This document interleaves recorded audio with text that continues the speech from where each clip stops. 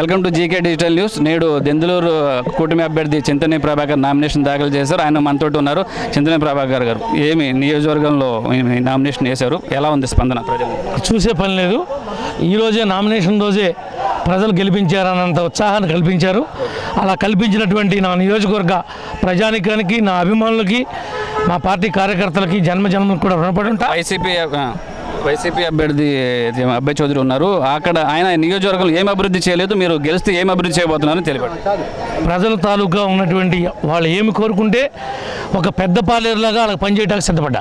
మీకు పార్టీ నుంచి బీఫామ్ రాలేదు, మరి ఇది మన దెందులూరు అభ్యర్థి చింతనేని ప్రభాకర్, ఆయనకే బీఫామ్ కూడా ఇవ్వబోతున్నారని ఆయన ధీమా వ్యక్తం చేస్తున్నారు. గెలుస్తారని కూడా ధీమా వ్యక్తం చేస్తున్నారు. మనం అటు చూడొచ్చు, ఇక్కడ అటు చూడొచ్చు. మనం దెందులూరు అభ్యర్థి చింతనేని ప్రభాకర్ కోసం ప్రజలు భారీ నిదానాలు చేస్తారు. ఆయన గెలవాలని భారీ నిదానాలు చేస్తున్నారు. ఉదయం నుంచి ప్రక్రియ చాలా జనరంజకంగా సాగింది. ఇటు దెందులూరు నుంచి కూడా చాలా ప్రజలు హాజరయ్యారు. ఇక్కడ పుట్టా మహేష్ యాదవ్ వస్తున్నారు. ఆయన అడిగి తెలుసుకుందాం ఆ నామినేషన్ ఎలా దాఖలు చేశారు ఏంటి అనేది.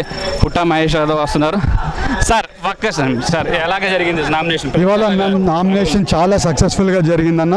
వాళ్ళే సొంతంగా వచ్చి వాళ్ళే కూడా చాలా సక్సెస్ఫుల్గా చేస్తారు. వాళ్ళు వెయిట్ చేస్తున్నారు. నేను మళ్ళీ ఎంత మెజార్టీతో గెలుస్తారని ఎక్స్పెక్ట్ చేస్తున్నారు? 2 లక్షల నుంచి 3 లక్షల మెజారిటీతో గెలవబోతున్నాను. Okay, thank you.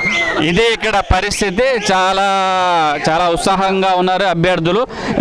అభ్యర్థులతో పాటు వచ్చిన నాయకులు, కార్యకర్తలు, అభిమానులు ఇక్కడ బ్యారికేడ్, ఏలూరు కలెక్టరేట్ వద్ద బ్యారికేడ్ వద్ద చింతనేని ప్రభాకర్ వర్ధిల్లాలి, అదేవిధంగా పుట్టా మహేష్ యాదవ్ వర్ధిల్లాలి, వారి నాయకత్వం ముందుకు సాగాలనేది స్లోగన్స్ చేస్తున్నారు. దెందులూరు నియోజకవర్గం చింతనేని అడ్డా అనేది కూడా ఆయన ఇక్కడ నిదానం చేస్తున్నారు. వీడియో జర్నలిస్ట్ ఉదయ్తో అబ్దుల్ షకూర్, ఏలూరు.